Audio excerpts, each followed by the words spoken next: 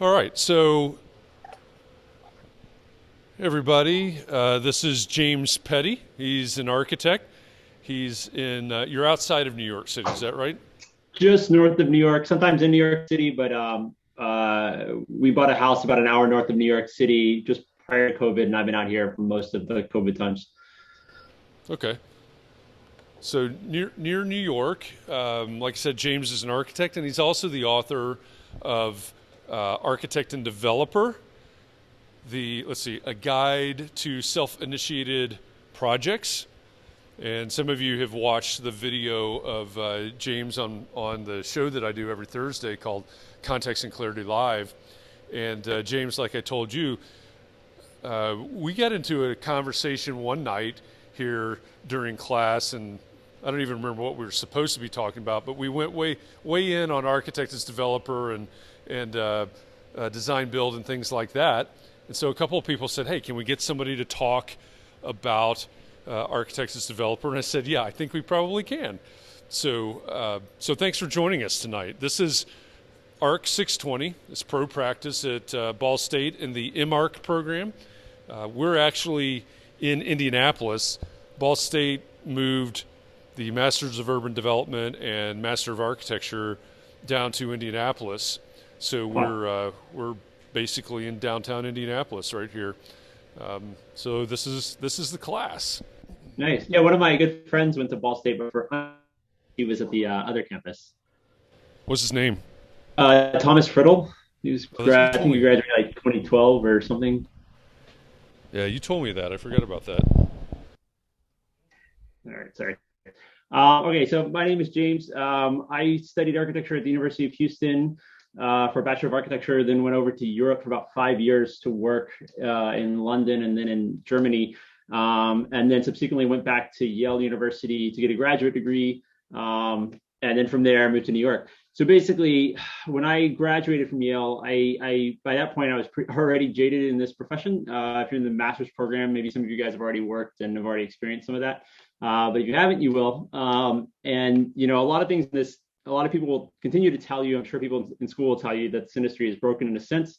And the honesty is, the industry just is what it is, and it's not really conducive to profit making or living the life like a lot of the clients that you'll have live. And so if you want to do that, you've got to figure something else out, and you got to figure out what is generally considered as alternative practice. And so I started getting to this idea of alternative practice and what I could do to do something other than, you know, make $50,000 a year coming out of school. Or when I left my last job, I was just clearing over 100,000 a year. But that's that, and honestly, that's not a lot of money, and compared to a lot of other things. And so how do you step that game up, and how can you do better for yourself? And so I became I guess I'm going to do the slides because it's showing you the slides, right? Like just okay. So I wrote a book called Architect and Developer, and the how this happened was I basically just wanted to write something for myself. I was trying to put something together for my own personal like guide to do what I thought was the most appropriate way to starting a business. At the end of the day, you know, coming out of graduate school, I didn't have clients. I didn't know anybody with a lot of family that doesn't have any money. And I was trying to figure out, how do I start a business? So that was the impetus of this entire thing. And I started seeing these people, these architects that were developing their own work and the idea of having a client and just taking the initiative to do it themselves. And I thought that was a key way of doing this. So I wrote a book, I started a website called Architect Developer. I run an Instagram where I'm always trying to put up new stuff that I find, whether that is projects, videos, interviews, stuff like that. And then so then like what is the idea of this? What is the idea of architect and developer? What does this all mean? And ultimately, all this is about is risk. This is just nothing more than risk. Everything else, you know, you can design buildings, you can design program, you can figure out how to make things go and everything. The idea of architect developer, it's just risk. And for developer, most people understand that there's a lot of downside risks to being a developer, but alternatively, there's also a lot of reward. Developers have an opportunity to make a lot of money for taking that kind of risk. Well, what people don't really think about too much is that architects themselves are also taking on a great deal of risk. You could not get paid by your client. You can not find work whenever your work dries up. If you're working for somebody else, you may have your salary cut, which a lot of people did in 2020. Even when business started booming and everything again, I had plenty of friends working on a 20% salary cut. Like you have rent to pay. You can't deal with that kind of stuff.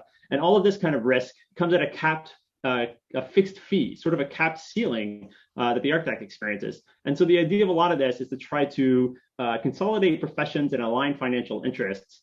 And what I found through doing a lot of this, and what you'll see here in a little bit, is a lot of the people that I spoke with and sort of mimicked and learned about as well, decided to also pair up the contractor with this sort of business role to really amalgamate all professions into one pot and really reduce the amount of risk that is possible and try to help increase the overall return for every individual project. At the end of the day, most of us, most architects just want to make buildings. They're interested in making buildings. It's really just about how do you get through all the process to make that happen more efficiently and to sometimes make buildings even better. So I wanted to work through a couple of strategies on what some people out there are doing, some strategies that if you were interested in this, what you could be doing from a very humble scale all the way up to some of the really flashy stuff that's out there. And so this is a development process that was designed by architect, developer, and contractor Place Taylor out of Boston. And this talks about like what is a typical development process for a typical building. This isn't the only way to do it. This is just one way. But what it shows you here is that the process of making a building is quite circuitous and long. And an architect pretty much comes in at the late stages of the game. There's a lot of foregrounding that happens in every single project. From acquiring the land, deciding what the project is it deciding how big the project might be, that somebody else is deciding on, that you basically just come in at the end of the day and design. A lot of as you guys may already know, a lot of the studio work that happens in school is really super foregrounding type of studio work that has nothing to do with the real life when you get out here and somebody else hands you a program and a site and says, make me this building with this many rooms, with this many square feet, and have it done by this date. And the other part of the problem with the architect coming into the late end of this game is that by the time we come to the game, a lot of times owners already have their financing and they're about to have their financing. And the second that happens, they're collecting interest on their loans and they just want you to go fast, which is where this pressure comes from that a lot of architects experience in the real world. These sort of like deadlines and late nights and weekends comes from the fact that we're in the final stretch. We're basically at the 10-yard line of the process, and the owners just want to get their money back, and the banks want to get their investment returned. So a couple of from very humble beginnings to bigger stuff. A lot of you guys, if you're interested in this, could start out on an easy flip. It's just HGTV style. This is a guy that I graduated with at Yale who decided to buy a duplex in New Haven. Renovated one, lived in the other, finished it, flipped it, renovated the other while living in the first. Ultimately, then moved out of New Haven and kept the building and still rents it out today. It's not very luxurious or flashy or anything like that, but it was a stepping stone for Owen to kind of figure out how to make things work, how much stuff really does cost in the real world, and make a little bit of money on the side. Stepping up from that, you can talk about if you want to develop a single family house. This is another humble building. This is Mike Binkert out of Cincinnati, Ohio, who was able to purchase a land at a sheriff's sale for $25,000. He works a full-time job doing pretty boring architecture for a no-name firm in Ohio. But he basically, that allows him to have a 9-to-5 job and a steady income that a bank likes. And with that, a bank will give him a loan to build a house, like no big deal. It's just what everybody else does. They're not gonna, it's not that hard for something like this. And so he's done 2 houses. I believe he's still working on his 3rd house now, but he has to keep that day job to secure the financing. Getting a little bit more upscale architecturally, something that I like is the Up Studio in Queens. They weren't necessarily interested in development, but they were only being hired to renovate dentist offices, and they really kind of wanted to do something a little bit different with their lives. And so they basically bought a piece of land and built a house out on Long Island in New York in order to act as a billboard for their business and for their architectural services. And it really worked. So they had the thought process that they would need to be building one of these houses every few years to kind of keep the revenue coming into their practice. But what happened is on this first house, while this was under construction, 3 people from around the area looked at the construction site and said, oh my God, I've never seen anything like that in this area. And I want a house like that too, and hired these guys. And now these guys have quite a few, this is several years ago, and these guys now have quite a few clients and projects around. They don't need to develop anything anymore, but they basically use development as sort of impetus to promote their own practice. And that's what a lot of these guys that I found were interested in, and myself also, is that none of these people were actually interested in being a developer. They didn't get into this to be a developer. They got into this because they're trying to make something else happen, and they just needed to do it themselves to make it go. Stepping up the scale a bit bigger is multifamily scale. This is Alloy out of Brooklyn, New York. They did the building on the right as well as the building on the left. Alloy, when you get to these bigger sort of projects, you've got to have a track record and be heavy capitalized. But the truth is, these guys started in the back end of Brooklyn doing really small projects that you're never going to see on their websites. In order to make the business model work, to prove it out, start small, risk is small. If you fail small. Before they stepped out to make these duplexes that are crazy expensive and sold for, I think, $50 million. And then these apartment units over here, which had the highest per square foot sales in Brooklyn. And so, I mean, what they've been able to prove is that it's an incredibly profitable model once you're able to get it done right, and by consolidating the person who's making the decision with the person that's financing it. And the truth of the matter in a company like Alloy is that there's three primary partners, two of which have a design background, one of which has a bunch of cash. And so it's not like these architects are coming in here doing everything by themselves. A lot of times they do have a money partner in the game. Another office that I love in New York is DDG. They're also making some of the most beautiful work in New York right now. But they're also similar, where they have one money partner and one architect that is doing all of this stuff. And they also started in the backside of Brooklyn doing a duplex that is not very, it's just a building. It's not super attractive, but it was a way to prove out that they could do it. And in this case, DDG also self-performs a lot of the work, because they're making architecture that they can't find subcontractors to do, or not to do for a reasonable price. And so they're just jumping in there and doing a lot of this work themselves in the city. This is Carrie to Markin along the High Line. If you take a walk along the High Line in New York, you'll actually find that a lot of the buildings that are designed all around it were designed by architects, because the architects were the ones who saw the High Line before anybody else did, as many of you might know from researching it. And that's caused a lot of these architects that were also developing to be the first ones to grab up the land. And so quite a few of the buildings along there are by either Tamarkin or Alloy. This is Fabel in London. There's a few architect developers out in Europe, not a whole. They just kind of have a different business model, and they do things a little bit differently from the architectural practice perspective as well. This is OJT down in New Orleans. He was able to really get clever. A lot of these guys are. The thing is, a lot of developers, they come either from they're more recently coming from a finance background, but historically come from a construction background. So they're dumb as dog shit. They don't know what they're doing. They basically just see a piece of land and they're like, hey, what can the city allow me to permit on this thing and build as fast as possible? And that's what they do. Jonathan Tate, he's smart. He went to Harvard. He looked at this land, and the city said he could build 3 single-family houses. This is actually a collection of 10 condo units. There's a couple of buildings behind there, but he's basically able to repurpose this as a co-op, or as a condo, and repurpose it, and then use the whole premise as sort of an academic exercise, in a sense, to design a building wasn't otherwise going to get commissioned to build. Nobody was going to approach him to design very tightly knit, wonky buildings, but that's what he wanted to do. And so he kind of figured out a way to do that and to work around the city regulation to make it happen. And he was able to figure out how to finance all of it. And a lot of these guys are interested in, very sculptural, brutalist buildings, like many architects are. And again, nobody's going to hire them to do that. So they're just doing it themselves. This is a guy that Jonathan Siegel is a person that a lot of people are more familiar with, if you're familiar with the architect developer sort of premise. But overall, it's not just about designing the building; it's about designing the deal. That's kind of more the difference between an architect and developer and just somebody that's being an architect is you got to kind of figure out the foregrounding, figure out how it's all going to happen. And one good example of that is Onion Flats in Philadelphia. This is an 8-unit building, and Onion Flats as a company is, I guess, they're not really a company. There's an Onion Flats Architecture, Onion Flats Construction, Onion Flats Holdings, and then they have a separate LLC for every single one of their projects. So there's a lot of different companies in this sort of business model, and that's how you have to make it all work between contracts in order to get financing. And this is one really fun example where there's 8 units, and in order to get the financing from the bank, they needed to pre-sell 2 of the units. And so they pre-sold 1 unit to the owner of the firm, and they put money in escrow to quote unquote pre-sell another unit to the owner's mother. And those 2 sales were enough to get the bank to secure the financing for the loan and give the construction loan and get the building under construction. And the owner's mother ultimately doesn't live there, neither does the owner. It was just money in escrow to give the bank assurance so that everything could go forward. And another really clever project.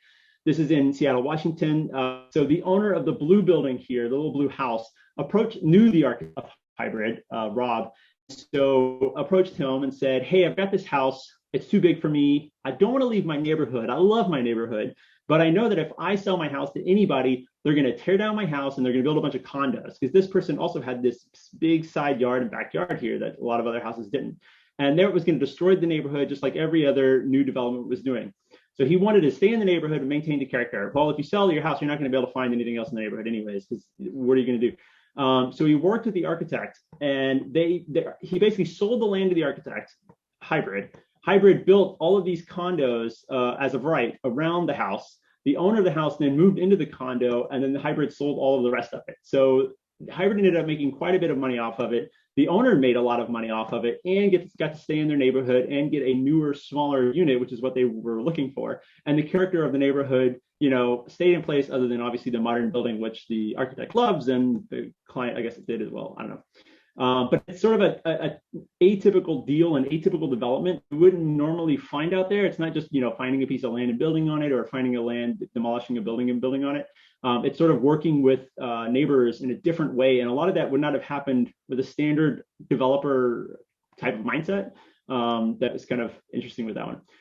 This is a project that started as a student thesis out of San Diego with 3 guys who basically, their thesis project was a urban shipping containers. So it's a lot like many other student projects, except they really wanted to make it happen, and so they went to Kickstarter and they raised $60,000. Now $60,000 is no money, but what it did was it allowed them to get a lot of the engineering and paperwork stuff put together, and they were able to use that to go to the mayor and tell the mayor, hey, look, people have shown that they're willing to put their own, citizens are willing to put their own money into this to make this project a reality. I think we should do it. And the mayor said, yes, let's do it. So the mayor gave them a 2-year deal on a piece of land that was going to later be developed into one of these big ugly towers.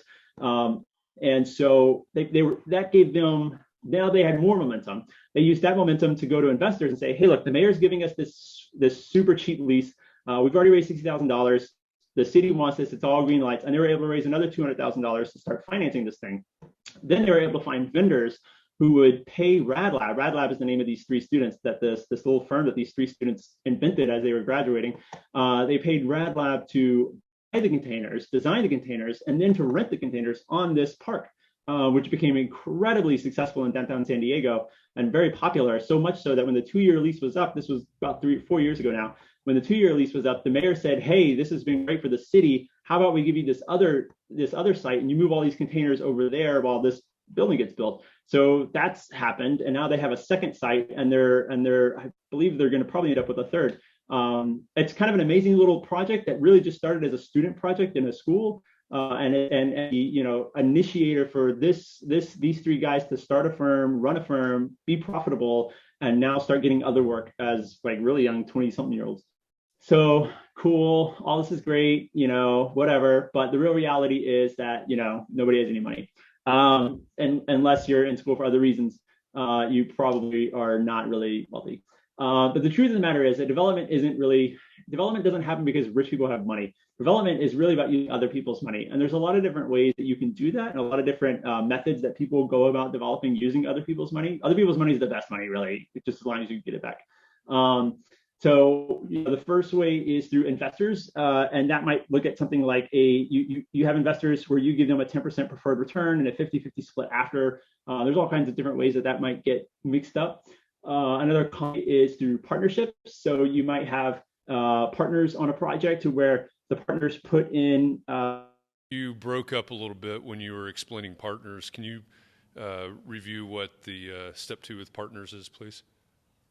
Yeah, sorry. With the partnership, often you may have somebody that brings you all of the money. Say you partner with a wealthy person that can actually finance the development, and they may bring all of the money, but you're going to do all of the work, and that's basically your sweat equity. And then at the end of the day, maybe you get some money out of that, but that's not always guaranteed. And obviously, you're going to really want good relationships with that, as they can sometimes turn sour. And I have an example of that at the end. But the reality is that most people use construction financing in order to finance development in America. Like, that's just the baseline of how almost all buildings in America are made. And the reason is because a construction loan is a 4 to 7% interest rate. It's very low. The downside is that they're only going to generally finance maybe 70% or somewhere in that ballpark of the overall cost. So you've got to still come to the table with 30% of the cost. And if you're talking about a building that's a few $100,000 or, $40 million, like, that's a lot. 30% is a lot of money. So what I've been interested in how to drop that, and what a lot of architects that I've talked to is how to reduce that sort of skin in the game that you're required to have for a bank to give you that construction loan. Because once again, this is all great and good, but at the end of the day, nobody has any money. So how do you do this without any money? And what it's really called is, it's called Mezzanine Debt. It's the term for this, and it's basically saying, like, if the bank's going to give you 70% and you need 30%, how can you find more debt stick into that 30% range? Very typical sort of way that this is done is that maybe you're reducing your equity to 10%, and you get that investor that's giving you 20% of the money, and then construction loan is covering the other 70%. And what this is called, this is typical on every single project, and generally most projects that are developed, expensive projects that are developed, have a sort of capital stack with various different things. And in this case, whenever you sell the building or you lease it up or whatever, the bank's going to get their money back first, the investor's going to get second, and you get, and that's not always a guarantee. So I'm trying to think about ways to reduce that sort of 10% of the equity. And there's a couple of different smart ways that I found in the process that may be interesting to you to reduce that need in the capital. And the biggest one is that architecture itself is equity. This is something that Jonathan Siegel always talks about. He calls it his Johnny Bucks. And it's the idea that you actually do have value. The thing is that architecture happens early in the process, to the point that, like, the most value that an architect will, and there's no drawings done, there's no permits created, there's nothing, you have no ability to create a building. And so that to maximize your value is one of the best things that you could possibly do. And so what WC Studio has done in Tacoma, Washington, this is their second project they developed in Washington. They went to a bank with all of the permits and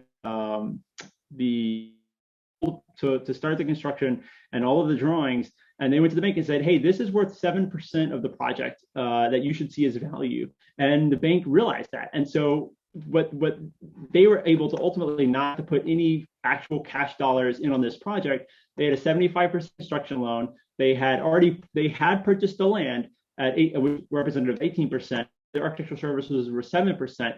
And after all of that, they didn't have to put any money more. The project was able to get a construction loan that actually gave funds for their services during the duration of the construction. So it went to WC Studio to sort of fund their office while this project was being built and until it was operable. And it was another example. This is another example where this project, one of the units is leased by the owner, and one of the units, I think, are by the owner, and then one of the units is actually the office of WC Studio. So they had these two sort of pre-leases when they gave to the bank to get the construction loan itself, rather than having to actually go out into the public and find somebody who would take the building, which is pretty clever. I used to work for Gluck Plus for about 5 years, and at Gluck Plus we did this building in Philadelphia, and we had an existing relationship with the developer, a standard developer that does big buildings in New York and Philly. And he made a deal with us to remove a fee at the beginning of the project.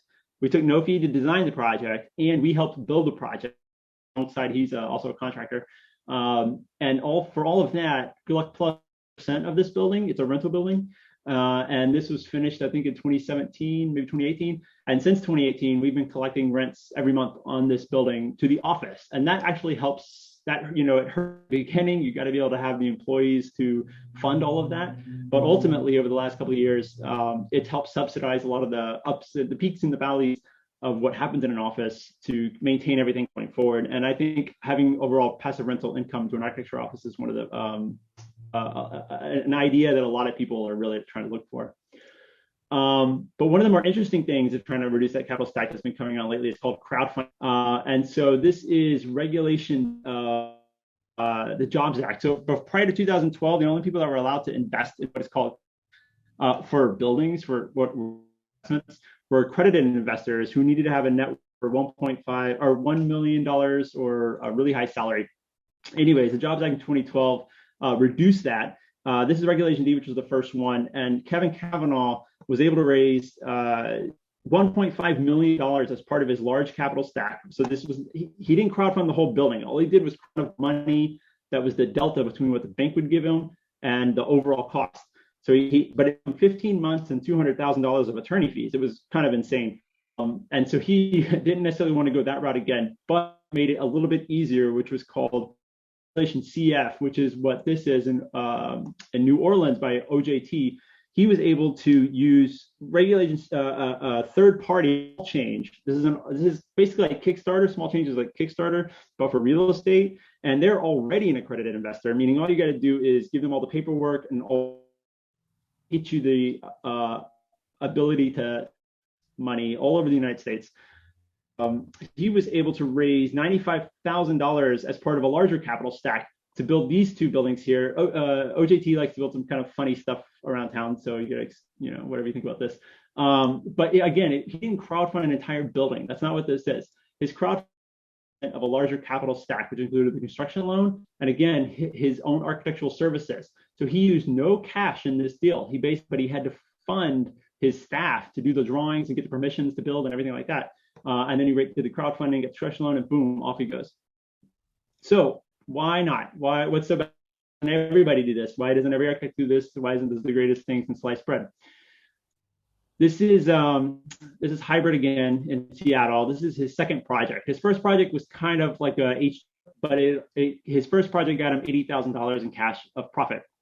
So he thought, awesome, great. So now he's going to develop a new building. So he developed this, I think it's a 6-unit project.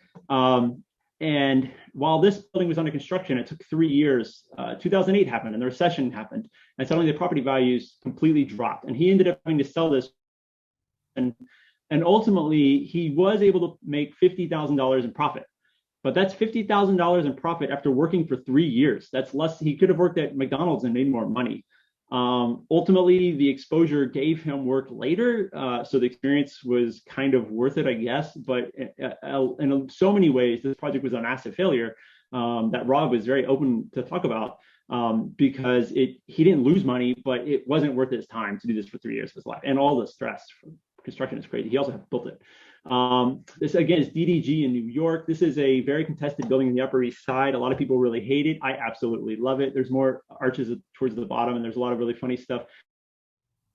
The project had so many subcontractors that defaulted. This is the biggest building that DDG ever did. DDG and Alloy are really racing side by side with each other in terms of scaling up and up and up. And this is obviously a very big building. This is the biggest building they've ever done. They had so many subcontractors default that they couldn't find a concrete worker to finish this job. So DDG actually started hiring themselves to finish it. And then they acted as the subcontractor. They acted as everything to do this, which they didn't do the best job at managing the whole experience and started bleeding money left and right.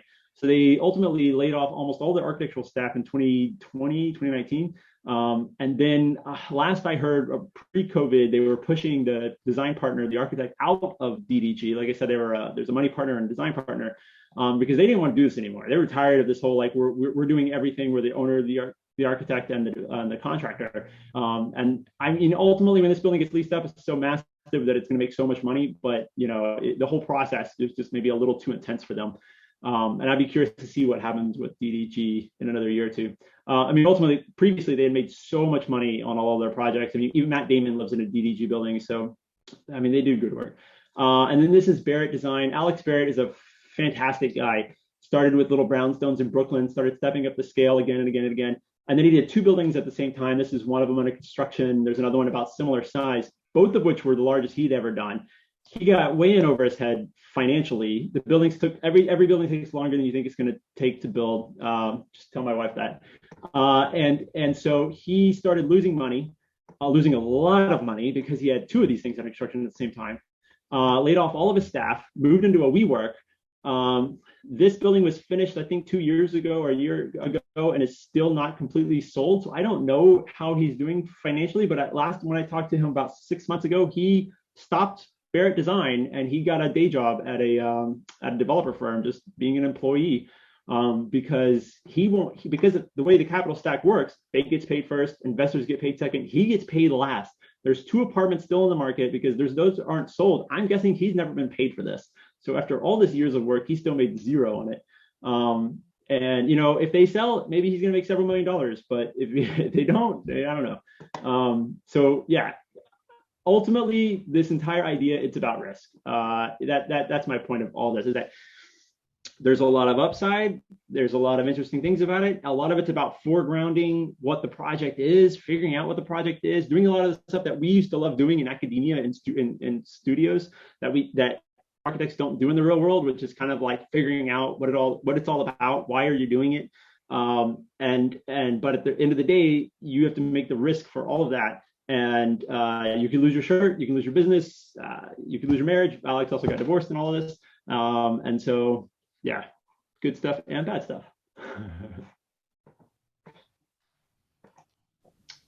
All right, that was a great run through and lots of good examples. So, who has questions? Go ahead. Just coming up and introduce yourself to James, and go ahead and ask your question. Hey, James, I'm Matt. Hey, Matt. One of the questions I have is a lot of this seems kind of like, like start off like projects or early maybe business for these firms. How does this sustain like long term? Like, 'cause this seems like maybe get you through like 5 years or so. You buy a couple lots and develop them. You get some passive income, but then when you have such a large, construction debt you have to pay to the little you put up front, and like you said, you get paid last. How do you have examples of like how does long term growth happen for these companies, or like as architect, as developer? What do you aim for after like 10 years to grow?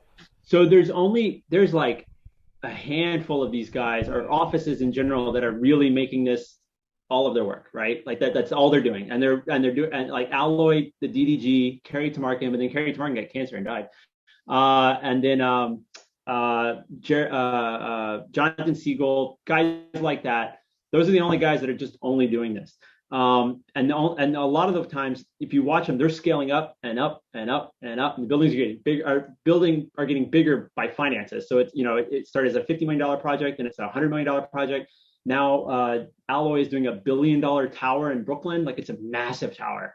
But in order to do that, you've got to have so much money on the front end. So that's one reason those first couple of buildings were so, not the reason they're profitable, but why it was so good that they were so profitable. It allows them to scale up each time. So every time, and they pretty much a lot of these guys only do 1 or 2 buildings at a time. So they're designing one and they're building one. And so one gets built, cashes out, sells. Now they can build the second one because they don't want to have 2 over, they can't afford, they don't have the finances to do 2 at a time. So I think every time these guys do that major scale up, they finish everything else they're working on. As far as I know, Alloy is only working on the tower and one little building in Brooklyn, and that's it, because that's all they can afford to do. It's $1 billion, like it's a ton of money, and they have like 30 staff members doing it. But these are the only offices that I know of that are doing that. Like you said, most of these guys are just doing a couple of projects, and then they're sort of like, they go off and they do other architecture stuff, because at the end of the day, a lot of these guys are doing really good work. That's the whole point of they wanted to do this. Nobody was going to hire them to do a really sweet project. But when they do that sweet project, other developers and owners see them and are like, hey, give me a sweet project. I want to do something. I like your style. I can see where your artistry is. Let's do that. And then they end up becoming architects, which is what their original intention usually was. Cool. Thank you. Yeah, man. Do I need to pick this up? Can you hear me? I can hear you right now, yeah. All right. My name is Noah. So my first question was, even though the point is to reduce your equity in the capital stack, is there a way to buy back that equity later on in the process so that you are making more money for later developments? Because if you're only making 4% on, if 4% on $1 billion project is a lot, but 4% on $1 million project is not that much. You're right. Especially for a lot of work, if you have to put a lot of work into it, you would need a buyout clause in the contract. All you need to do is pre-negotiate that in the contract before everybody signs everything. Though that does happen, but so think of it like your house. Like if you bought a house or your parents' house or whatever. In regular residential loans, especially the ones backed by FHA and all that stuff like that, there's no penalties to prepaying your mortgage, right? Like say you want to mortgage your mortgage faster because you want to own your house outright. You can do that. The bank will not penalize you for doing that, but that's only because it's law. Congress has made that illegal. Other kinds of loans, especially construction loans, and especially construction lending through investors or partners, they do have penalty clauses. So if you try to pay something too soon, they're going to penalize you on it because they had already planned to make that money later. So they're going to want you to give them some sort of basis points for that. It may not be all of their profit that they would have made later. You just got to make it worth their while so that they make a little bit less money, but they get the money now.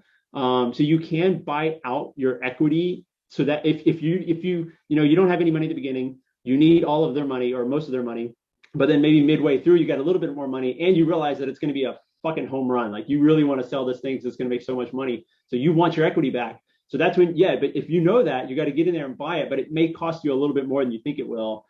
But if you're right, you make a buttload.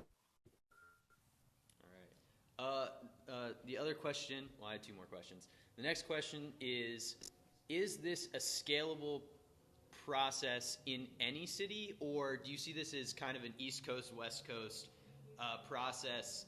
Living in the Midwest, we don't have these billion-dollar projects going up every year that aren't hospitals or, something like that. And it seems like this kind of only works in New York or California.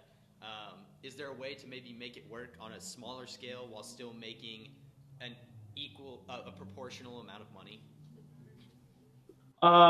Well, money's just different in New York. First off, like I said, like $100,000 here is you're still poor. So numbers wise, it's different, but you can still, I guess, lifestyle or whatever. Your lifestyle is way higher than ours. Like lifestyle, you can still do amazing. There are a lot of people that are doing this in the middle of America and do it in all different parts, in all different states. And I talked to some people in Colorado, in like small parts of Colorado, not Denver. And they do okay, but they're not making skyscrapers because you can only really do that in the coasts anyways. So I think there's not as many people, there's not as many architects that I know that are doing it in the middle of the country. I think it's still a pathway, and I think it's still a pathway to making more money than you're going to make just doing straight architecture, because really that's a very unprofitable business, or it's just not a very rich business. That's just the nature of what this profession is. Development's always more than that. It's just that, if you're looking at $1 billion project, like you said, it's only going to be a hospital out there, not really going to be a residential building. Yeah. And then the last question was, are these kind of people holding an architecture license as well as like a general contracting license, or are they still just subbing all that stuff out since they're trying to be the owner, the contractor, and the architect? Yep, they generally have all of that. They're licensed contractors, licensed architects. They have insurance for each one of those. It's a lot of insurance. It's a lot of attorney fees. It's a lot of entities. Like you really have to create a lot of businesses. I mean, like I said, I did this as a way to as a guide to myself, right? And so I'm in the very first process of that, which in my step of like all the strategies, I did the flip. Like, so this is a house we flipped. It was 100-something-year-old house. But I have in the state of New York, I have a license. I have a contractor's license. I have a architectural business, a holding business, a business for the book that I wrote. I have a business that holds all of those together called Studio, which basically just hires myself between all of them. And that's all for tax reasons. So I do that so that I can write off every single thing that I do on taxes, like my Zoom account, my computer, my desk. This is all a tax write-off. This house is a tax write-off. We don't pay any taxes. And there's a really sweet part about that. if you ever find yourself looking up the 1986 tax code, they closed a lot of loopholes what doctors and lawyers were doing, where they were using depreciating real estate to offset their income in taxes. And so the IRS closed that loophole. It's a big deal if you talk to people that are around in the 80s. It was a really big deal to those people, except for architects. Somehow we slipped under the radar because we're professionals and we're in the real estate industry, and so they don't count us. So you can, if you do any type of real estate transactions, you can write it all off on your architectural income, which is amazing. That's pretty cool. I didn't know that. Yeah. Cool. Never pay the government. Never. Thank you. Anybody else has any questions? Get ready after Matt. Yeah, I actually have another question. So you were kind of talking that even looking ahead, you said that just doing architecture isn't as sustainable, as profitable as maybe as it once was or it could be. Where do you see, or how do you see the profession of architecture developing as more architects become architect developer, architect as builder, contractor? Does architecture just become a mesh of hybrids, or does traditional architecture still have a lane, looking 10, 20, 30 years down the road? I mean, my personal belief on the profession of architecture is a strong one. I don't think that this is going to be prevalent. I think this is still very niche, and it'll always stay niche in the profession, like architect and developer and architect and builder. At Gluck Plus, we build a lot of our projects, but it's not for everybody. It really isn't. You've got to love being in a construction trailer in the middle of the winter. You guys have worse winters than we do probably, every single day, and shoveling snow and doing all this stupid shit just to get a building built. Like, you have to love stupid things that a lot of people don't love. What I think that's going to really happen in the professional practice of architect, or in the architectural profession in general, is either you're going to work on really rich houses for really rich people, or Gensler, AECOM, or whatever else is going to buy up everybody, Perkins and Will, and you're going to work for an office that has 7,000 architects, and you're just going to pump out one building after the other all over America. And then there'll be those. I mean, even Norman Foster has thousands of employees, like all these massive companies that are buying each other left and right, because the vast just your standard building in America, not anything fancy, but your triple net lease Target is all a standard building that can be designed anywhere by anybody, and is all standardized. Schools get more and more standardized and less designed. All of these things don't really need or niche offices to try to think of anything creative that you guys would probably prefer to be working for. A lot of these bigger companies are really going to eat everybody up and then just pump out the buildings for as cheap as possible for all the developers. That's what I think is going to happen in 50 years from now. You're either working for a 7,000 person firm, or you're working for a small firm that's doing very expensive residential work for very exclusive clients. I don't think that's a popular opinion among people, but that's what I think is going to happen. Yeah, there's a difference between popular and realistic. So, any other questions? No more questions. No? Question? No? Can you write off your house if you get a loan for it? Better than that. So what we're going to do, one reason that we're living in this house is called the capital gains exclusion tax. And so what we can do is we can write off, I'm married. So that means, and when you're married, it just means everything's double. So we can write off up to $500,000 of gain on any property that we live in for every 2 years. So we're flipping this house. We've already been in it for 2 years because of COVID. When the snow is done next year, we're going to break ground right next door. I bought a house that's on 2 lots. So the next lot is empty. We're going to build a brand new house over there, sell this house, move into that house. Any gains we make on this house, and we bought this house dirt cheap, it's all tax free. And then the next house, as long as we're in there for 2 years, and remember, we bought that land became free because it came with this house. We're going to try to build it as cheap as possible, sell it as high as possible. We got $500,000 of gains that we can make, no taxes. So at that point, why would I work a job where I'm going to pay 30% of my salary in taxes when I can just make 0% taxes and make a lot more money? How about that? All right. Any other questions? What's he going to do when they rewrite the tax laws again? Yeah, what happens when they close the loopholes? Why would they do that? We're the people, the people that know about this and have the money are the ones that are generally in control on both sides of the aisle. Yeah, that's. So why did they close it before? Why did they close the loophole in '86? That one got very it's called it's the 1986 Tax Act. That one was very, very unpopular because a lot of whatever newspapers document. I mean, I was a baby. I wasn't around in 1986, but a lot of media continued to portray all of these doctors and lawyers as super rich people that were not paying any taxes because they all had these. The way it worked was you had to lose money on real estate to offset your income as a doctor. And so that meant that they had to have the shittiest house that they never kept up that would lose money in order for that to work. So that meant that there was a lot of poor people living in really bad houses so that doctors could make more money. And that was very unpopular. A lot of people got really upset about that. And that was enough commotion to get Congress to rewrite the tax code.